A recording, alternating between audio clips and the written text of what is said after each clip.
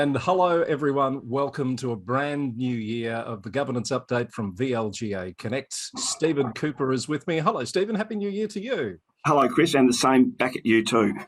Long time no see. How have your last few weeks been? Oh, look, it's been an interesting time in Melbourne, Chris. I don't know if you've noticed. So, no, we've had everything in the last few weeks. PCR tests, rats. Are they rat tests? No, they're definitely not rat tests. They're rats. No, you're getting on my bad side already. I thought you might bite. And there'll be no PIN numbers or ATM machines. Or ATM machines, no, correct. Right. So yes, we've skirted with the scourge. So it's been an interesting time. What about you? Are we allowed to talk about Novak Djokovic, or should we leave that to one side? No, let's go with Novak. It's been interesting. I think enough's been said. All I can say, Stephen, is I went to bed on Wednesday night thinking, what a great day. Ash Barty came back from a set and a breakdown to win.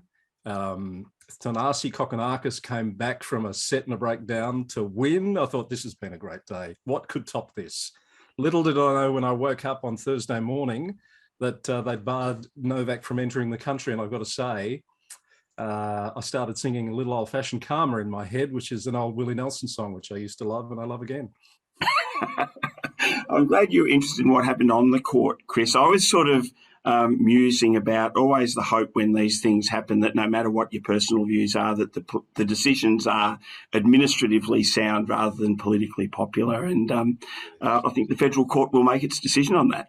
Oh, look, it is a mess. It's a mess. It's a debacle. Nobody looks good from it. I just hope it gets resolved speedily. Is it a shambles as well? It's a yes, it's shambolic, absolutely. We had of the week, before we get into the news that's been happening, what have you got for us? I've been sun smart today, Chris. Very good. Oh, Billabong. Is there a story around that?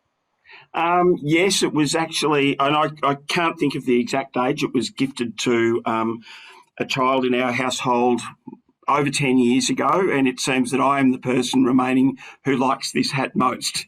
And that's not a view that's universally shared. Well, as I have confessed to you, I own about 80 or 100 caps. I tend to collect them and I find it very hard to dispense with them. So I thought I'll dig out something with some memories attached to it to try for Hat of the Week this week. I bet you haven't seen that one. I haven't. The logo looks familiar, Chris. Country Music Television. That's it, yes. This is the American CMT, which doesn't really exist in the form that it started, sadly. So the cap's probably a bit of a collector's item now. The planet mourns, Chris. Indeed, it does, yes. All right, I don't know why we're doing this, but some people seem to like that Hat of the Week. Those who are listening on the podcast, they're not missing out on much. Well, yeah, that's their choice. You want to listen and miss out on the fun and frivolity and the nonsense that goes with the video version, that's your call. In fact, now that I think about it, it's probably pretty wise. Let's deal with some news, shall we, Steve? Yes, let's. Let's go on. Oh, hats off. There's a few things. Firstly, a few things that have happened in the break that I think are worth touching on in case people haven't caught up with them. We did say leading up to the end of the year, there are a few things due by the end of the calendar year.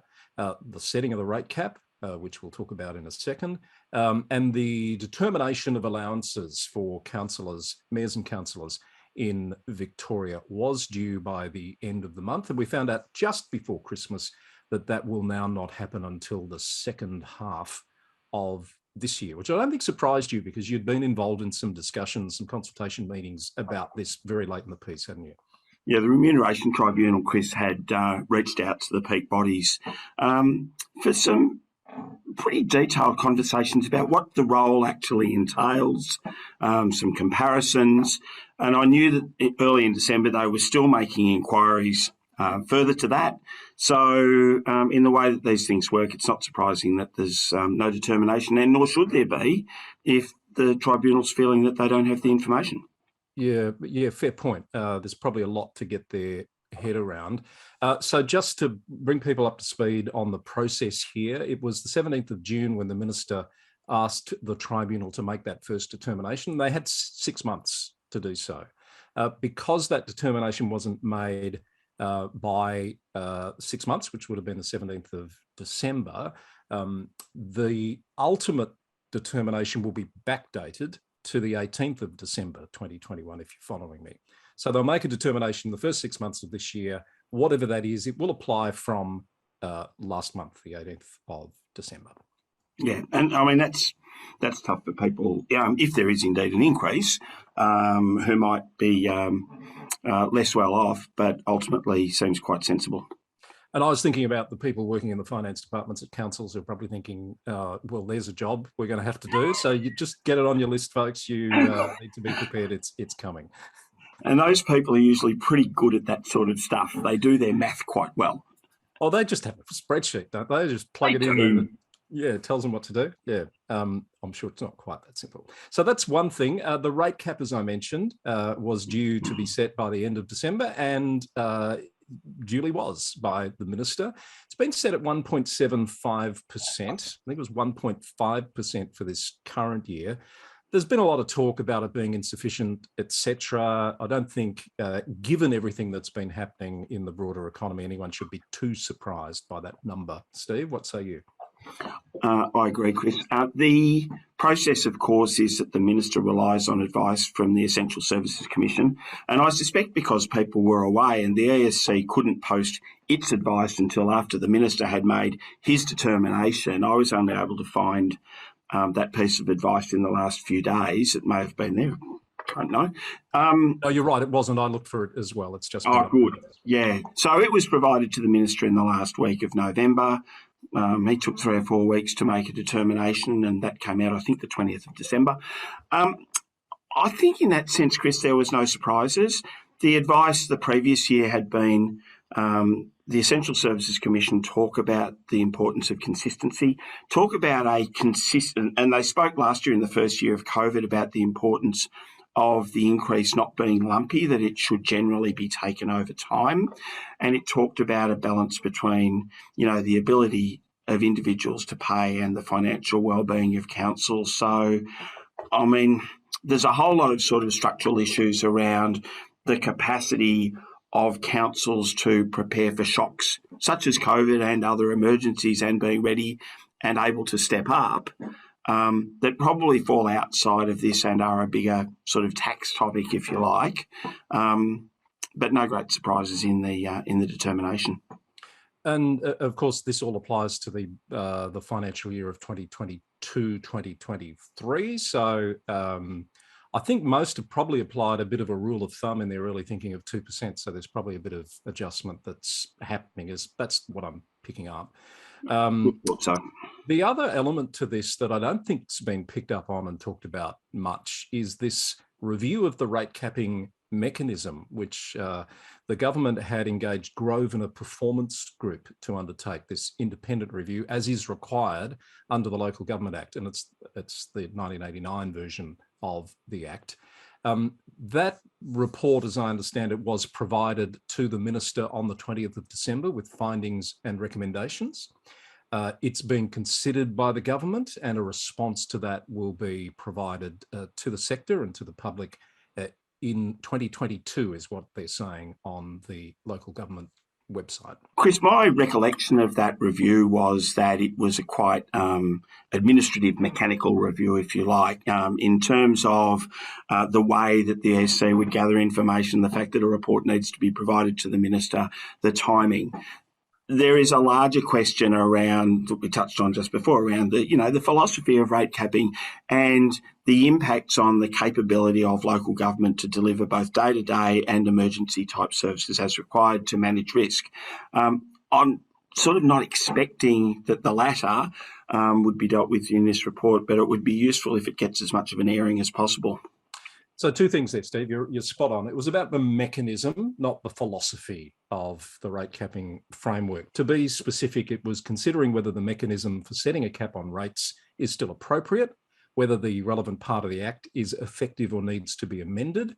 And it was specifically looking at the provision of advice by the ESC and government agencies to the minister, the use of a base average rate as the basis for applying the cap, and the process by which councils can apply for a higher cap, and how those applications, I guess, are considered. So it's very mechanical, as you say. The other point that I would make here is don't confuse that with the report that came out that we touched on just before Christmas, which was commissioned by the Australian Services Union, which was looking at the impacts of the rate capping framework on the sector and made some pretty broad and interesting findings. Totally different thing, but certainly something that people are looking at and wondering what might come of that. Had a couple of conversations with people about that. I don't expect much to come of that, certainly not in a state election year, Steve. No, the timing for courage isn't great, Chris. It's we're in one of those weird kind of existential dynamics, of pushing the rock up the hill and having it roll back down again on this topic, though, I think, Chris, that the dynamic is that whenever there is a proposal for a rate increase, that particular elements of the media will say how terrible it is. They will go out to the usual suspects who will also say how terrible it is, and local government is left defending itself against this campaign that says that there's community outrage about rates. And I was really taken by a comment you made just before Christmas, and I went and did a bit of my own research, that council rates across Australia account for less than 3.5% of total taxes collected. So we get a disproportionate. You've managed to independently verify that, have you, Steve? ABS, Chris. ABS That's website. Good, because I've been using that number for many years, so I hope it was still accurate. Yeah, no, I'm sure that's right. And in fact, as a part of state taxes and charges being 19% of the total tax take across Australia. So, we end up in this dynamic where, there's this shouting around how terrible council rates are, and councils are left on the back foot sort of defending themselves when, as we've said, over 70% of council services, often human services, are provided by way of a land tax. And, I think there is an opportunity, and it's a longer game, for councils to talk to the value that's provided by having the capacity to step up when we need to step up. And that's around being appropriately resourced, being appropriately trained, doing appropriate risk, and sort of demonstrating that, in fact, there is value in the services that are provided. So, as I said, I think it's a longer game. It is, and you make some good points, particularly about the human services. And this, I don't want to go down a rabbit hole, but this is the thing that I often think about when you get the inevitable annual Herald Sun story saying how inefficient and inappropriate councils are by spending 50% or more of their budget paying council staff.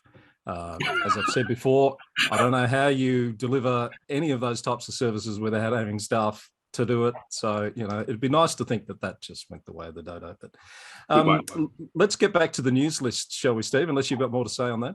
No, I'm done. Okay. Just a quick note. We've had another councillor resignation, and there's a countback coming up in a couple of weeks for Alpine Shire. So we've got at least a couple of countbacks and a by-election coming in the first 2 months of 2022. The latest is Alpine Shire, where Charlie Vincent has picked up a role with Tourism Northeast. Now, I understand Councillor Vincent, or former Councillor Vincent, felt that this role would place her in a position of conflict of interest if she was to continue as a councillor. I have to say props to Councillor Vincent, Chris, and I really had to do a bit of a rethink on my own views on this one, because, and you and I have talked about this, that there are not many roles or positions one might find oneself in that would disqualify you from being a councillor. That for most people, it's possible to manage the conflict of interest. But I did think in regard to that one that a councillor holding a position on a regional tourism association, almost every decision of the council could be tainted by that kind of, inherent tension that goes on between residents, agriculture and tourism needs. And it may well have been quite difficult for former Councillor Vincent to continue. So I think plaudits for that decision. Absolutely. That's a good thought. Now, I do want to look at a couple of interstate stories before we begin to wrap up. Just a reminder of the Victorian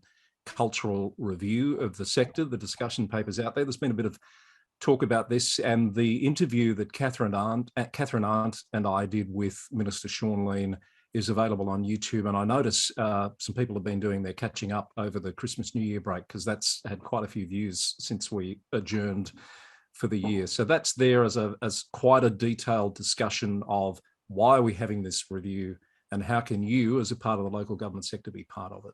Yeah, and I did see, Chris, in the last couple of days, and there may well be others, it might be just my cursory look, but certainly Northern Grampians Shire have put out a public notice to its community, the Mayor Tony Driscoll, calling for any submissions on the culture of the council, and maybe other councils are seeking community submissions, but they're going to have to get their skates on to get their submissions back in time.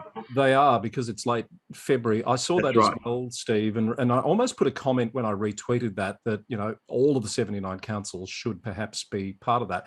But in hindsight, it was perhaps a slightly controversial thing to say, or not say, as it turns out, because some councils are pretty, as I'm hearing, pretty miffed that this review is actually happening. Have you picked up on any of that, Steve? Yeah, I have heard something of a critique on that, Chris, but I'll let that. I haven't talked about cricket yet. We'll let that go through to the keeper. Yeah, I'm sure we'll be coming to cricket. I just want to make the point that South Australia is also currently running a process in terms of councillor behaviour or behavioural standards. There's a review underway if people want to see how another state is looking at that process. And while I was reading that, I noted that South Australia also has a new legislative provision in place from last September, I think, where their remuneration tribunal will be setting the salaries of council CEOs within a band, like is done for councillors. I thought that was interesting and one to keep an eye on too, Steve. I'm somewhat torn on that one, Chris, and I would just make the point in a Victorian context that if we've got a principles-based act where councils are expected to take responsibility for the way that they organise themselves and deliver services and so on, that sort of centralisation flies in the face of the independence that we're talking about, I suppose. Yeah, I understand the point you're making. So I should clarify that this new section of the South Australian local government legislation provides that the remuneration of the Chief Executive Officer will be determined by the council, but it will be subject to the minimum and maximum remuneration determination made by the Remuneration Tribunal. They're saying, and this is on the Local Government Australia, the LGA South Australia website, that it's likely that the 68 councils will be divided into bands for the purpose of making that determination.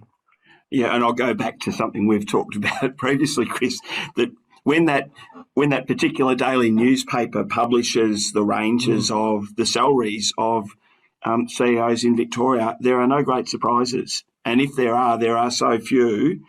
What's the cost of the control, and are there unintended consequences? So I don't know, I'd just sort of file that under be careful what you wish for, because you just might get it. Yeah, we must note the results in New South Wales in terms of the council elections. All of those, interesting process, all of those results were being declared literally in the final hours before Christmas. There's a fabulous blog called The Tally Room, Steve. I don't know if you've seen this website, which has done some analysis of those council results, particularly the ratio of female and male councillors. And two things that really, I think, come home here. There's been a massive increase in female representation, or representation. 8.5%, I believe, Chris. Yeah, up to, I think it's around 40% now, and it was. Yeah. And for the first time, there's no all male, or for that matter, all female councils in the state of New South Wales. I think there were 4 all male councils in the last term of the council. Interesting, Chris. And I recall that the local government news Roundup Twitter page has been retweeting some of that. Is it Anthony Rao? Is that the chap that's been doing the... Ben Rao, yeah. Doing the analysis. I'm not sure Ben would know about VLGA Connect down here in Victoria, but I know some of the people he does communicate with certainly do. So he's done an amazing job on that site, and particularly with that piece of analysis. But I think we should mention the work that the Australian Local Government Women's Association have been doing in the lead up to those elections. I know our friend Ruth McGowan has been working with them as well. and tweeting regularly about the work and the results, which has been great to see. Just terrific. You can't beat if you can't see it, Chris. Still more to be done, though. I think we'd like to see them all at 50-50, wouldn't we? That's the plan. So you hinted at cricket. I always like to give you the opportunity to bring cricket into the discussion. Pretty serious cricket story that's been doing the rounds, though, last week.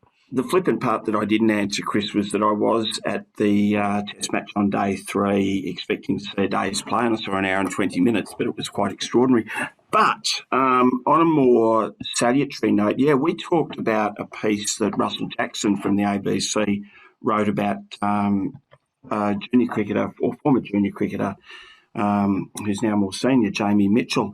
If the name Russell Jackson is familiar, Chris, and if for anyone that hasn't read it, Russell wrote a piece about 6 months ago, I suppose, on the former St Kilda player Robert Muir and his playing career and what had happened since, which, again, is just an extraordinary read. So as someone I know said, probably the worst fear of any sports administrator is taking a phone call from Russell Jackson. Russell posted a story over Christmas on the ABC website regarding Jamie Mitchell, junior cricketer, who had toured Sri Lanka with an Australian under-19 team that contained a number of well-known players. In fact, Jamie Mitchell was a childhood friend of Paul Rifle, who's a former Test player and current umpire. The story went, and it's had a bit of an airing, and trigger alert, Chris, it is a particularly disturbing story. It is. But it has some implications in terms of culture without going into the detail.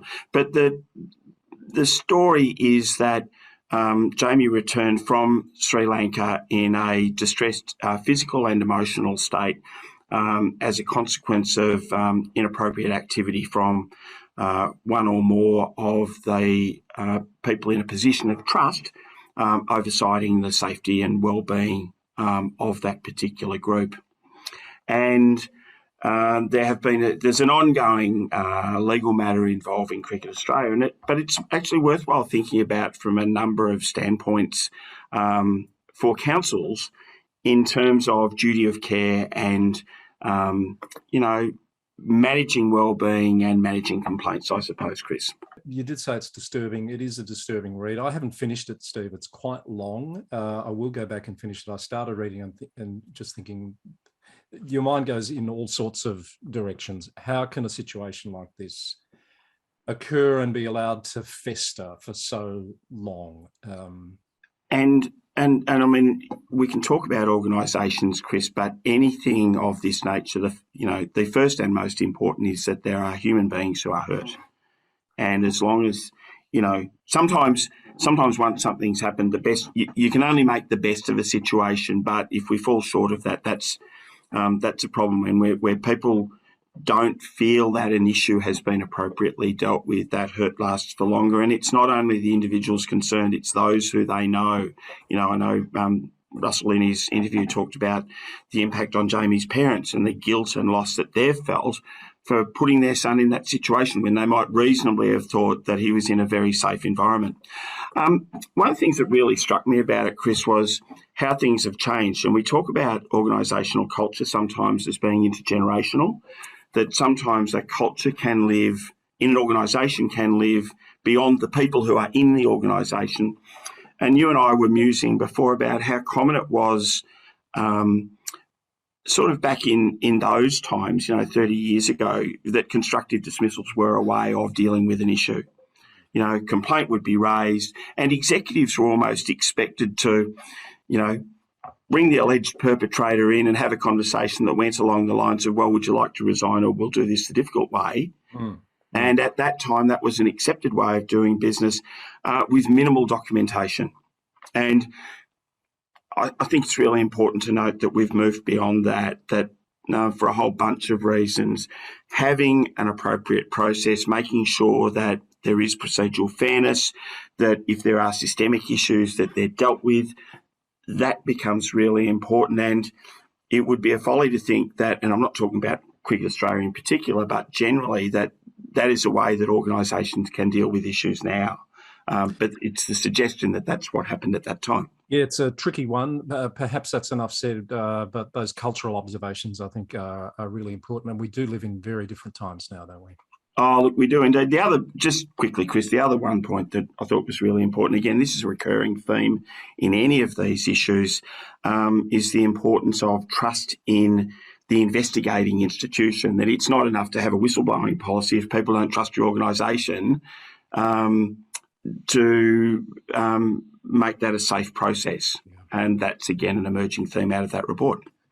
Another story that's been in the media that made me think about risk and from a reputation point of view and sponsorship is this thing that's going on with the Sydney Festival, Steve, and all the acts are pulling out because the festival's taken sponsorship from the Israeli embassy.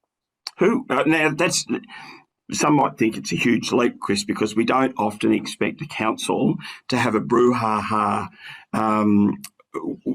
with a sovereign nation overseas. But yeah, this is quite extraordinary that over a $20,000 sponsorship from the Israeli embassy, at last count, I think there were 23 acts had pulled out of the Sydney Festival in support of the Palestinian cause. Yeah, yeah.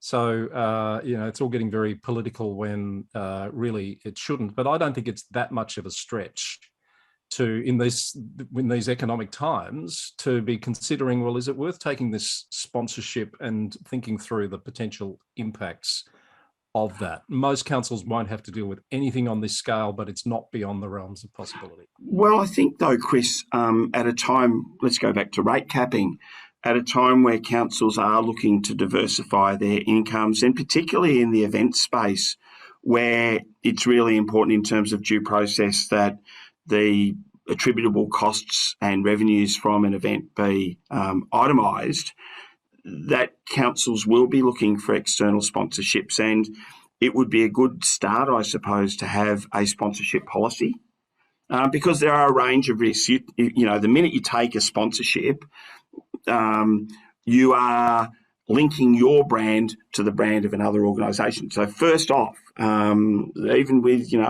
a local commercial entity, is that a brand that your council would want to be associated with? There are other issues. Is there a quid pro quo? This group are sponsors of the council. Yep. Is there a decision that's coming up? There's a potential conflict of interest question.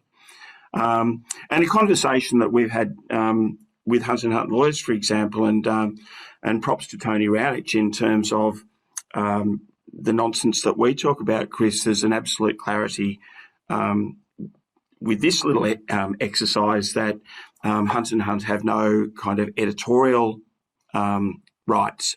But for some organisations, that could well be rather subtly expressed, and making sure that you have the appropriate controls and arrangements in place to ensure editorial independence at times will be important as well. Absolutely. That's exactly where my mind went with all of that you've just articulated. I'd be really surprised, or perhaps I wouldn't, but I would hope that most councils have some sort of a sponsorship or marketing policy that talks about alignment of values with organisations that we do business with. Everything else is values-based. That should be too.